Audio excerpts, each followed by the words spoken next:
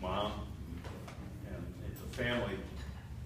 Thank Brian Burby for the nomination of our father, our husband, our father, for the Cathedral Latin Alumni Association 2015 Posthumous Man of the Year. And congratulations, Doctor, to you for this year. And, we would also like to thank Tom Ashdown and the entire board committee for the honor, and also, as everybody else do, Sue Wise, for coordinating us all and assisting with our participation here today. Thank you very much. I don't know what my father would say. He wasn't always a man of a lot of words, but you knew, what he was thinking, what the point was. But Cathedral Latin, I know, was a defining influence. Can you hear me? That's better. All right. Yeah. He talked about Cathedral Latin, and it was important to him. It was a defining influence on my father's life. And the life of our father and our mother had a huge impact on us as children and as adults as well. Mike, who was up here, who followed in the footsteps of Dad's father, is a highly decorated firefighter who's now retired. And something about Mike, after severely damaging his knees while saving the life of a fellow firefighter, and then following that after a stroke, Mike has always had the determination and ability to take life through him without ever complaining. And that was like that. He never complained anything, even when he had difficulties in the service. He never complained or blamed anybody, had a bad word to say about anybody. And we all see Dad's great determination in Mike today. So, yeah, Dad set a great example for Mike. Mike sets a good example for all of us. Don't complain, just do it. As Brian wrote in his nomination, like I said, I don't know what he would say, so we have some comments about my father. But as Brian wrote in his nomination, for my parents, it all started with a bet on a golf course, which Jack Lavelle lost, but won his bride, Mary Jo McKellen, who also a Cleveland girl.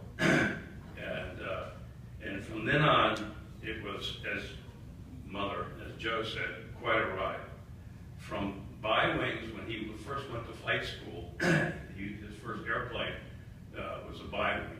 And his last airplane he flew was an F4. So that shows you the scope of the change that their lives went through and the Air Force went through during that period of time. For Jack and Joe, two Irish Catholic kids from Cleveland who grew up with the Air Force, it was quite a ride. What happened was that Jack went along with a friend to take an exam to become a pilot in the new Army Air Corps.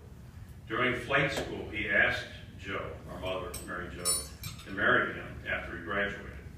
She agreed, and in 1939, she headed southwest with her father and sister, and I think with Larry Kelly. Did you go down there with him on that drive? Yep. Yeah. To Waco, Texas, which they probably thought was Waco, Texas. It might as well have been a foreign country to a girl who grew up riding the Euclid streetcar and ice fishing on Lake Erie. But Jack was confident and she trusted him, and their journey began in their life in the Air Force. Looking back, there were many memorable influences and moments in Dad's life, and we have some remarks from the family.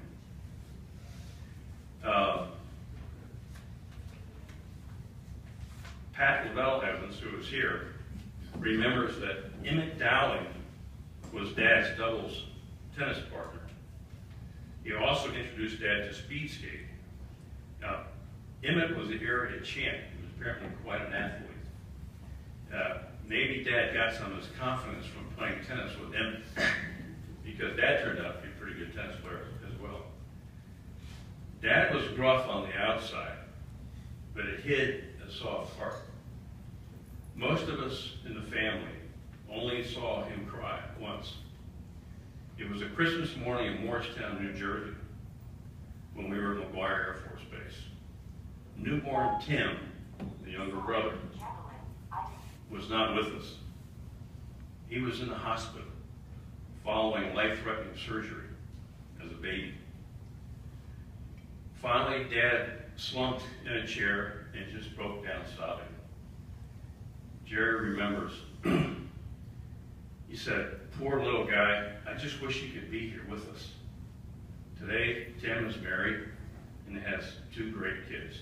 He survived, he made it, and we're all thankful for that. Pat also recalled, "I've always remembered Dad in the Sunday night rosary on Quincy Street when Tim was still sick, and also seeing Dad on his knees by his bed at night." Of course, Dad was working for Robert McNamara at the time, so maybe that's why he was on his knees. I remember Dad always said that going to Mass every Sunday and every holy day was a rule. And if you don't follow that rule, you shouldn't call yourself a Catholic. You see, he was a stickler for the rules. He was a risk taker. But contrary to what others said later on, he was not a rule breaker. Dennis, the baby of the family, who lives out in California, recalls in particular a time when there was 3 to 4 feet of snow on a Sunday morning. Dennis said, "We knew school was going to be closed and we could not drive to church. All the other kids were out playing in the snow. But Dad made us sit through Catholic Mass on TV." Then he recalls, he says, "It still works me." When Dad got the call from General Ryan, then Chief of Staff of the Air Force, he wanted him to go to Vietnam and take over the air war out there. Mom and Dad were at Hickam Field in Hawaii. Mom remembers that day very clearly and has spoken of it often.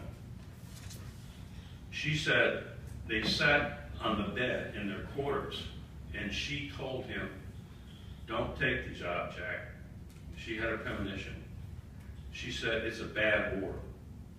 There's going to be no winners." He said, "I have to. This is what is expected of me. It is my duty." Jerry Lavelle in-law recalled about our father. She says, "One thing that always comes to mind when I think about Dad's spiritual or emotional investment in life was when he was at our townhouse in Maryland outside of Washington. This was during the time he was in Vietnam. He came back for a commander's conference. While he was back here, he got the call that he had lost 2 crews to SAM missiles that day. He was so distressed that for the second time in his life, one of us saw him break down in tears. He said, "How am I going to tell their families? Especially because it was so close to Christmas." He was truly heartbroken for them. He wanted more than anything to protect his men. I believe he thought that was his first duty out there in Vietnam, to protect his men. That was more important to him than anything else, 4 stars or anything else. He was indeed a good shepherd to his men. So what kind of man was Jack Lavelle to his troops in Vietnam? I have an old article from Triumph magazine. I don't know if it's still being published or not, but it was a Catholic magazine that we had in our family at the time. And in an article by Thomas Barbary in October of 1972, he wrote, "Lavelle is a Catholic and he doesn't hide it. One source told me he was held in high esteem by his men for his unashamed faith. They really admired him. They'd see him right alongside them at Mass, and that meant a lot to them." And as was mentioned, my father was instrumental in establishing a mission church out in Shenandoah Valley, and it was appropriately named Lady of Shenandoah Catholic Church at a resort out there. So he was very proud of that. of the eldest recalls, I talked to myself daily with Dad's words, family first. I never felt anyone's needs or moods or wants were dominant. All of life was lived in the context of the Lavelle family. I grew up knowing and feeling deeply that I was a loved Lavelle first, and then an American, and then an Irish Catholic. Sorry, it's allergies. Indeed and in truth, Jack Lavelle loved his God, his family, and his country. So yes, it was quite a ride that started on a golf course, and it ended for Jack Lavelle on a golf course. You see, Jack Lavelle did not play golf. Like everything in his life, he attacked it.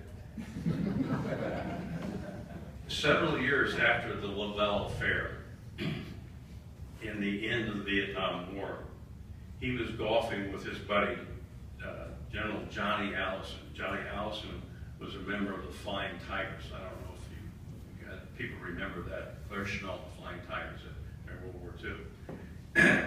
Anyhow, Dad teed off and he sliced one, as usual. Way up a hill. Yeah.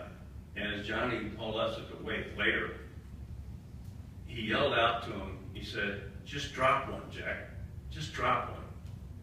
But no, he went charging up the hill. It was playable. Those were the rules. He was going to play it. But the rules did him in. He collapsed.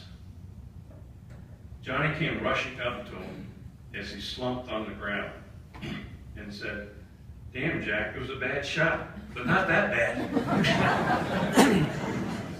True story. He died of a heart attack.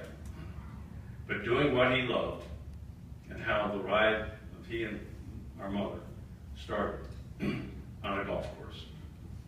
So, our father, like I said, I don't know what he would say, but I'm sure he would be very proud and thankful that he is honored by the school that so influenced his life and meant so much to him. So, thank you from him, Jack Lavelle, Cathedral Latin, class of '34.